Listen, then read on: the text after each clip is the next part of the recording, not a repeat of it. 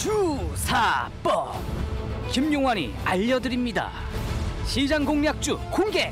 김용환의 주식 사는 법 주사법.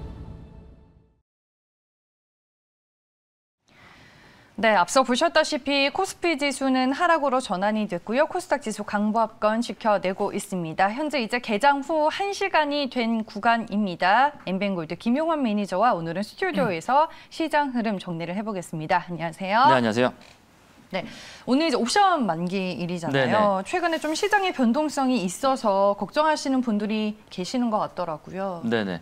뭐 일단 어제 오늘 좀 많이 놀라셨을 것 같고요. 네. 시청자분들께서 삼성전자, SK하이닉스 좀 큰 폭의 하락이 좀 나오는 어떤 흐름들인데 일단은 뉴욕 증시부터 좀 미국 증시부터 좀 짚어보면 좀 중요한 물가 지표가 좀 발표가 됐죠. 7월 CPI 지표가 발표가 됐는데 5.4% 발표가 됐습니다. 물론 뭐 예상치보다는 좀 낮긴 하지만 아직 그래도 이제 많이 높은 부분들이기 때문에 아무래도 이제 이런 지표들이 좀 좋게 나오게 되면 경기에 대한 회복에 대한 또 기대감을 가질 수 있는 부분들이 있겠습니다만 미국의 어떤 긴축 정책에 대한 우려감들까지 있을 수 있는 부분들이라서 근데 어제 이제 그 5.4%의 어떤 수치가 나왔음에도 불구하고 시장이 다우지수가 사상 최고치를 넘긴 이유는 뭐냐면 연준이 제시한 이제 기준치에 부합했다라는 거죠. 그러니까 연준이 예상치가 5.3%였는데 거기에 거의 부합되게 나오다 보니까 그래도 뭐 어느 정도는 시장이 좀 부합했다라는 어떤 안도감 때문에 어느 정도 시장이 반응하는 어떤 흐름들이 좀 판단이 되는 부분들이고요.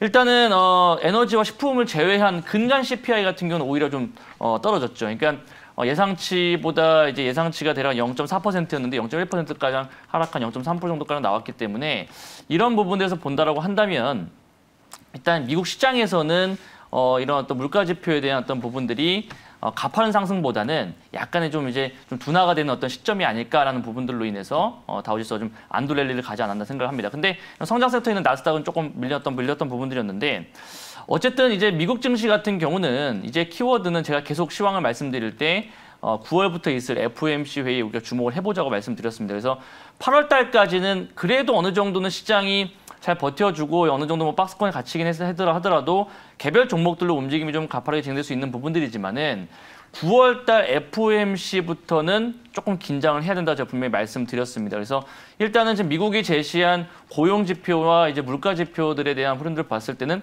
거의 다 충족이 됐거든요. 그래서 지난달 이제 비농업 부문 어떤 지표들도 본다 하더라도 고용도 굉장히 좀 잘 진행되고 있는 흐름들이라서 이제 조금씩 이제 연준에서도 이제 테이퍼링에 대한 어떤 카드들이 나올 가능성이 높다고 좀 판단되는 부분들이기 때문에 어쨌든 우리가 이제 이런 긴축에 대한 어떠한 또 대비를 또 해야 되는 어떤 흐름들이라서 우리가 조금 보수적 관점 시장을 좀 바라봐야 되지 않을까 좀 말씀 한번 드려보도록 하겠습니다. 국내 증시로 돌아오게 되면 앞서 제가 말씀드렸던 것처럼 어제하고 이제 오늘 특히나 어제 같은 경우는 이 IT 원투펀치라고 할 수 있죠. 삼성전자와 SK하이닉스가 큰 폭의 하락이 나왔습니다. 특히나 SK하이닉스가 좀 큰 폭의 하락이 나왔는데 일단은 시장 조사 업체 이제 트렌드포스라는 곳에서 4분기 때부터 디램 가격이 이제 하락을 할 것이다라는 얘기가 나왔습니다. 그러니까 사실 무슨 뭐 이게 시장에서 무슨 호떡 뒤집는 것처럼도 아니고, 그러니까 좋을 때는 또 뭐 가격에 대한 어떤 안정세다 하면서 또 올라가기도 하고 또 이제 이런 또 리포트가 나오면서 네. 또 하락하게 하는 부분들인데. 사실 5% 정도 하락이라고 한다면 가격으로 보게 되면 사실 한 0.2 정도밖에 안 돼요. 근데 거기에 관련해서 그게 크게 영향을 미칠 만한 부분은 아니라고 판단은 되는데 시장에서는 워낙 민감하게 지금 반응하는 어떤 흐름이라 판단이 되고요.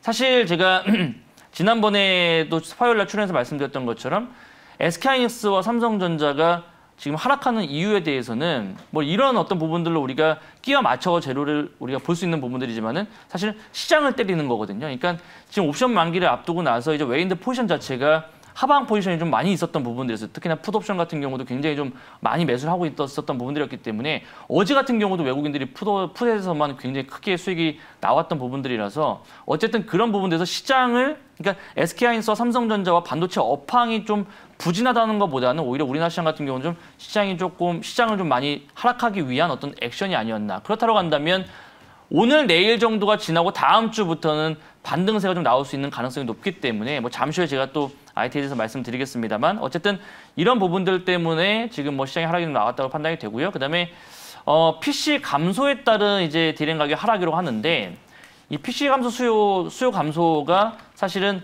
다른 쪽에도 있겠습니다만 제가 좀 저의 어떤 개인적인 생각에는 약간 좀 그 가상화폐 쪽하고 좀 연결되지 않았나 생각을 좀 합니다. 그러니까 그동안 비트코인이나 이런 부분들, 채굴에 대한 어떤 부분들에서도 규제가 많이 강화되어 있는 부분들이고요. 그래서 거기에 따라서 이제 PC 수요가 감소함에 따라서 디램 가격에 대한 어떤 하락, 분명히 영향성이 있을 수는 있겠습니다만 제가 봤을 땐 중장기적인 어떤 모멘텀을 놓고 본다고 한다면 약간 일시적으로 지금 하락에 대한 어떤 부분들이 나타나지 않을까 좀 말씀 한번 드려보도록 하겠습니다.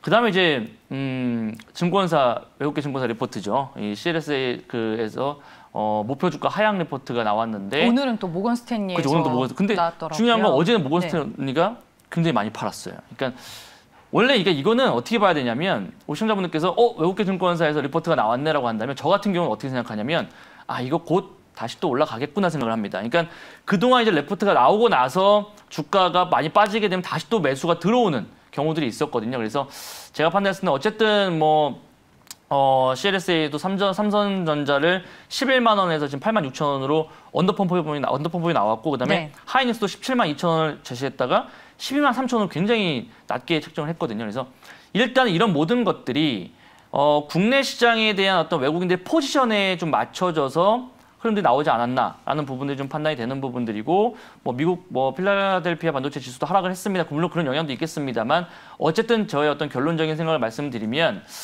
아마 이제 오늘 옵션 만기 지나고 내일 정도가량, 그러니까 다음 주 정도쯤에서는 그나마 또 반등세가 나와주면서 진행되지 않을까 좀 이렇게 좀 말씀 한번 드려보도록 하겠습니다. 우리가 되짚어 보면 모두가 진짜 다 좋다고 할 때가 어찌 보면 고점일 때가 있었고 맞아요. 모두가 다 안 좋다고 할 때가 어찌 보면 또 바닥이었던 때가 있기 때문에 모르겠어요. 이 업황에 대한 사이클에 대해서는 전망이 워낙 또 다양하기 때문에 네네.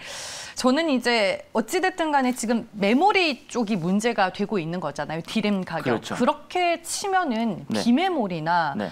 반도체 후공정 업체 그리고 오사트, DDR5 네. 이쪽은 너무 지금 과도하게 빠지고 있는 건 아닌가 이런 궁금증이 생겨서 그렇죠. 좀 그러니까 반도체를 보더라도 우리가 세분해서 좀 봐야 할 필요성이 있는 건지 네네. 그게 여쭤보고 싶네요. 그러니까 어쨌든 네. 시장의 반도체 업황 자체를 우리가 모두 다 뭉뚱그려서 생각을 하잖아요. 그게 네. 이제 비메모리든 메모리든 어쨌든 어느 업황에 대해서 이게 메모리가 가는 시장에서는 비메모리가 안 가고 이건 아니거든요. 그러니까 다 같이 가는 부분들에서 어쨌든 지금 시장에서는 자꾸 하반기로 갈수록 가격 하락에 대한 어떤 부분들 자꾸 꼬집고 있단 말이에요. 그러니까 이게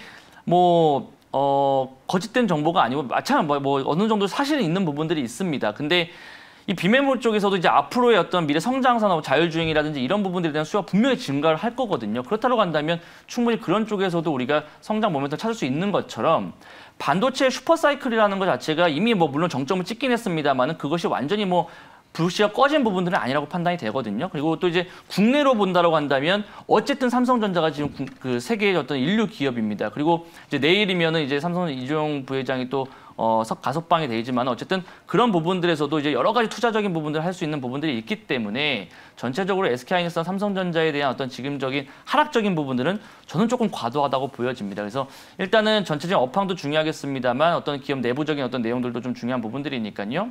저는 오히려 한 오늘 내일 정도에서의 또 저점 매수 전략도 좀 필요하지 않을까 그렇게 좀 말씀 한번 드려보도록 하겠습니다. 알겠습니다.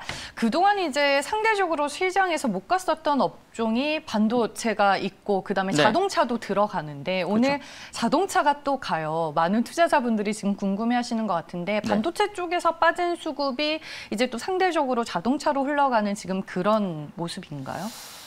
사실 그렇다라고 좀 보기는 힘들어요. 그러니까 그러니까 제가 계속 시장에 대해서 이 양대 수급적인 부분들을 봤을 때 IT와 제약바이오를 얘기를 많이 하거든요. 그러니까 IT와 자동차를 얘기를 하지는 않아요. 왜냐하면 어쨌든 IT하고 자동차는 거의 같이 움직인다고 해도 될 정도로 왜냐하면 경기 민감 섹터이기도 하고요. 그다음에 업종은 다르지만은 시총 상위 종목들에 대한 어떤 흐름들 봤을 때 지수에 대한 플레이를 본다고 한다면 같이 움직이는 어떤 부분들이기 때문에 실질적으로 이제 수급적인 부분들을 영역을 봤을 때 제약바이오와 IT를 사실은 시속 게임에서 우리가 볼 수 있는 어떤 부분들이기 때문에 물론 자동차 나쁘지 않다고 좀 보여집니다. 그러니까 현대기아차에 대한 어떤 해외에 대한 모멘텀과 실적 모멘텀을 꾸준히 늘어나고 있는 부분들이고 사실 이 자동차 섹터가 예전처럼 그냥 일반 내연기관차를 우리가 생산하고 판매하는 건 아니잖아요. 그러니까 전기차와 함께 이런 어떤 자율주행 쪽 이런 쪽에 대한 부분들이 있기 때문에 사실 그런 부분들에서는 좀 미래 성장 섹터라고 좀 볼 수 있겠습니다만은 저의 개인적으로 놓고 본다고 한다면 자동차도 역시나 조금 지금은 좀 보수적으로 좀 봐야 되지 않을까 좀 말씀을 드려보도록 하겠습니다. 네, 알겠습니다.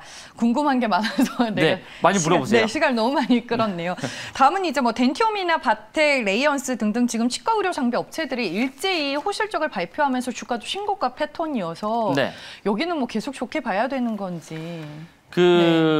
팬데믹 이후에 가장 수혜를 받는 그 의료기기 섹터에서는 치과 의료기기 임플란트, 뭐 미용기기도 최근에 실적 임플란트 좋고요. 업체들이에요. 네. 그러니까 경기가 회복이 되면서 가장 이제 그 일반적인 우리나라뿐만이 아니고 전 세계적으로도 특히나 이 미용이나 이런 그 임플란트 시장에서는 가장 큰 시장이 중국 시장이거든요. 그래서 이 중국에서의 좀 그 중국에서 진행하고 있는 사업적 영역이 있는 오스테 임플란트 같은 경우도 이 코로나가 지난 이후에 이제 사실 작년 거의 하반기 때부터 실적이 굉장히 서프라이즈 증가하기 시작했습니다. 그래서 일단은 뭐 미국도 마찬가지지만 중국에서의 어떤 경기 회복세와 함께 이 오스테 임플란트 시장에 대한 어떤 성장 이런 부분들로 인해서 사실 실적이 내년도 영업이익이 오스테 임플란트 같은 경우는 대략 한 1,700억 정도 예상이 된다라고 해요. 그러니까 지금 시총이 한 2조 정도 되니까 뭐 충분히 지금보다도 훨씬 더 업사이드가 있을 수 있는 부분들이기 때문에 어떤 그런 흐름들이라 좀 판단이 되기 때문에 오스테 임플란트, 뭐 덴티움, 뭐 제가 좀 말씀드렸던 예전에 말씀드렸던 작은 종목이긴 하지만 덴티스 같은 이런 종목들도 실적 모멘텀 분명히 있습니다. 그래서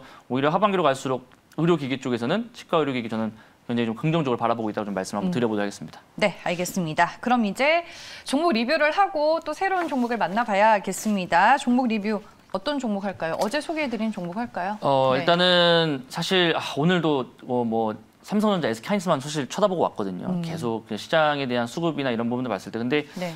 오늘 정도 반등이 좀 쉽지 않을 것 같아요. 오늘까지도. 그러니까 어쨌든 그런 부분들에 있어서 봤을 때 수급은 역시나 제약바이오 쪽이나 지금 코로나가 다시 또 2,000명을 계속 넘기고 있는 부분들이라서 거기에 관련돼 있는 실질적으로 좀 숫자가 찍힐 수 있을 만한 부분들이 바로 이 진단 키트 관련 쪽입니다. 그래서 네. 사실 뭐 SD 바이오센서 같은 이런 종목들도 실적이 더욱더 좀 늘어나는 부분들인데 조금 더 가벼운 종목들을 보자라고 한다면 팜젠 사이언스도 제가 어제 말씀드렸던 것처럼 주가가 많이 움직이지는 않았어요. 그래서 계획 어떠한 그런 그 자기에 대한 그 부담감이 없는 부분들이라서 사실 한 차례 정도는 좀 의미 있는 상승이 좀 나오지 않을까 좀 말씀을 드려봤는데 일단은 차트 한번 잠깐 보여주시면 오늘도 일단 자리가 뭐 한 12,000원대까지 한번 살짝 올랐다가 12,100원까지 살짝 올랐다가 지금 뭐 21선 위에 살짝 올라와 있는 자리입니다. 주가가 많이 움직이지는 않았죠. 근데 동사 같은 경우는 이제 엑세스바이오를 인수를 하면서 연결 실적이 턴어라운드가 돼버렸고요. 그다음에 가지고 있는 또 이제 자회사가 신약 개발 회사이기 때문에 거기에 관련된 또 시장 모멘텀까지 있습니다. 그래서 사실 이 코로나 관련된 종목들을 우리가 볼 때 진단키트 쪽도 중요하겠습니다만 진단키트와 함께 본연의 어떤 그런 신약 개발 관련된 기업들 제가 잘 보라고 말씀드렸죠. 그래서 그런 어떤 모멘텀이 있는 기업이기 때문에 아직까지는 시장에서는 그렇게 크게 반응하지 않고 있습니다만은 한 좀 수거래일 안으로는 한 차례 한번 좀 급등세 나올 수 있는 그런 자리입니다. 그래서 이평선들이 많이 수렴되어 있는 자리들이기 때문에 충분히 우상향 패턴이 나온다고 한다면 제가 말씀드렸던 목표 라인 때 충분히 도달되지 않을까 생각을 하고 있는 부분들이라서요. 어제 매수한 그 매수가 라인 때거든요, 지금. 그래서 저는 뭐 부담 없이 한번 가져가 보자고 말씀드리고 뭐 기간을 제가 좀 말씀드리면 다음 주 한 중반 정도, 수요일 정도까지는 한번 흐름들 보시면 뭔가 좀 액션이 좀 나오지 않을까 그렇게 좀 말씀 한번 드려보도록 하겠습니다. 네, 알겠습니다. 팜젠 사이언스 저희가 종목 리뷰를 먼저 해봤습니다. 그럼 이제 본론으로 들어가겠습니다. 오늘 공략주는 어떤 종목일까요?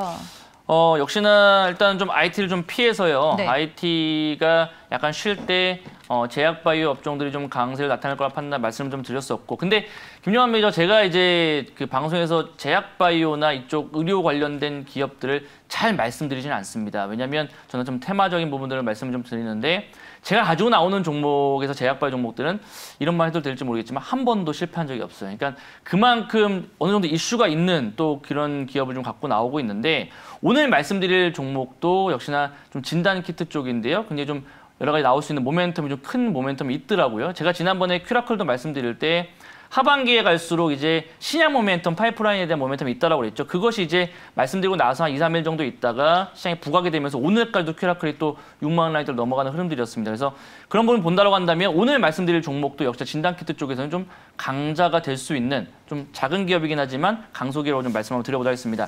현재가 바로 매수할게요. 23,000원 바로 저는 매수하겠습니다. 마이크로 디지털 매수 한번 해보도록 하죠. 코드번호 305090이네요. 305090 마이크로 디지털이라는 종목을 매수를 한번 해보도록 하겠습니다. 일단은 동사 같은 경우는 숨겨진 코로나19 관련된 진단키트 관련주라고 좀 보시면 좋을 것 같고요. 근데 동사가 하고 있는 사업적 영역이 이제 면역 분석 자동화 시스템하고 바이오 분석 시스템을 이제 주 사업을 영위를 하고 있는데 크게 세 가지로 좀 분류할 수 있을 것 같습니다. 바이오 메디컬 분석 시스템과 그다음에 정밀 현장 진단 시스템을 진행하고 있는 부분들이고 또 주목해 볼 수 있는 게 일회용 세포 배양 시스템인데 일단은 현장 진단 시스템은 우리가 흔히 알고 있는 이제 진단 키트 쪽 이쪽에 대한 부분들을 보시면 좋을 것 같고요. 세포 배양 시스템 같은 경우는 백신 쪽입니다. 그러니까 동사 같은 경우는 이제 진단 키트와 백신 쪽에 대한 모멘텀이 두루 있는 부분들인데 잠시 후에 제가 하나 모멘텀을 말씀드리면 좀 놀라운 모멘텀이 하나 있는데요. 잠시 후에 한번 말씀드리고 어쨌든 코로나19 항체 진단 키트가 식약처 수출 허가가 됐고요. 그다음에 미 FDA 승인을 신청을 했기 때문에 거기에 대한 결과물들이 이제 3, 4분기에 나올 예정입니다. 그러니까 이미 나온 것이 아니고 예정이기 때문에 거기에 관련된 기대감들 충분히 주가가 한번 좀 드라이버가 걸릴 수 있다고 판단이 되고요. 대용량 항체 진단 시스템에 대한 부분들이기 때문에 지금 코로나19가 워낙 확산이 되고 있는 흐름들 속에서 가장 좀 적합한 어떤 그런 기업이지 않을까 좀 말씀 한번 드려보도록 하겠습니다. 한 80명에서 90명 정도를 동시에 진단할 수 있는 전자동 면역 진단 시스템을 보유하고 있는데 국내 유일 기업이라고 좀 보시면 좋을 것 같고요. 일단은 한 사람이 한 1,000명 정도가량, 의료진이 한 사람은 1,000명 정도가량 검사할 수 있는 시스템이기 때문에 이것이 지금 현장에서는 굉장히 좀 많이 쓰일 수 있는 거기에 따라서 이제 차후에 어떠한 그 실적 모멘텀까지 좀 찍힐 수 있는 그런 어떤 부분들을 좀 말씀 한번 드려보도록 하겠습니다. 자, 그다음에 이제 가장 중요한 포인트가 바로 이 바이오 신약 개발 관련된 세포 배양 시스템인데요. 일단 동사 같은 경우가 이제 그 SK 바이오사이언스의 백신용 관련된 세포 배양 시스템을 제공을 하고 있는 부분들이고요. 국내에서 이제 백신 관련된 기업이라고 빅3라고 한다면 SK 바이오사이언스, 그다음에 삼성 바이오로직스, 그다음에 셀트리온입니다. 이 세 가지 빅3 기업의 이 세포 배양 시스템을 제공하고 있는 부분들이라서 샘플을 지금 다 제공을 했기 때문에 거기에 대한 결과물들도 지금 또 공급에 대한 또 공급 체결 계약이나 이런 것들도 기다리고 있는 시점이거든요. 그래서 이런 부분을 본다고 한다면 이 마이크로 디지털의 주가는 다시 한번 우상향이 좀 나올 수 있지 않을까 그렇게 좀 말씀 한번 드려보도록 하겠습니다. 차트 한번 보여주시죠. 네. 역시나 그런 부분들로 인해서 이미 주가 반응을 하고 있고요. 그러니까 지난 이틀 전에 한번 대량거래 급등세가 한번 나왔었고 어제 한번 쉬었다가 오늘 자리에 다시 한번 의미 있는 이평선 라인들을 돌파 시도를 하고 있는 흐름들입니다. 그래서 이런 부분들 본다라고 한다면 이 마이크로 디지털의 차후의 주가적인 어떤 흐름들은 이제 막 또 정배열 라인도 들어가고 있는 자리라고 좀 판단이 되는 부분들이고요. 아직은 시장에서 이러한 재료들이 확실하게 노출되지는 않았어요. 그러니까 지난번 퀴라클하고 똑같아요. 그러니까 어느 정도의 어떤 재료나 이런 부분들이 나왔었던 정보 나왔었던 부분들이 있었는데 그것이 부각이 안 됐었거든요. 근데 그게 이제 씨앗이나 이런 부분들이 좀 뉴스가 나오고 나서 급등세가 나왔던 것처럼 이 마이크로 디지털도 이제 우리가 주목해 볼 수 있는 게 진단 키트 쪽도 중요하겠습니다. 이 백신 관련된 세포 배양 시스템 이것이 이제 이 국내 빅3 기업 거기에 우리가 좀 주목을 좀 해봐야 될 것 같아요. 그래서 아마 이것이 좀 부각이 된다라고 한다면 마이크로 디지털 충분히 추가적인 상승 나올 수 있는 부분들이니까요. 목표 라인 때는 제가 27,000원 정도 직전 고점 바로 보도록 하겠고요. 그다음에 손절 라인 때 2만 원 할 때 보도록 하겠습니다.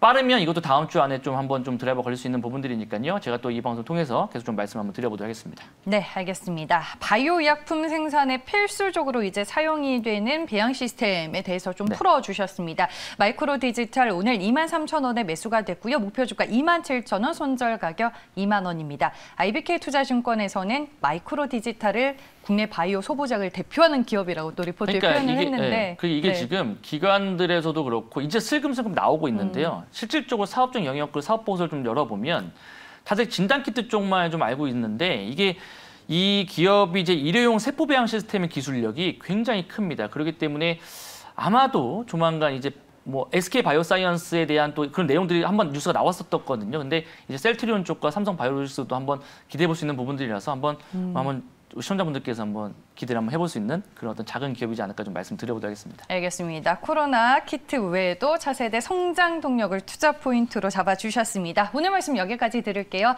엠뱅골드 김용환 매니저와 함께했습니다. 고맙습니다. 감사합니다.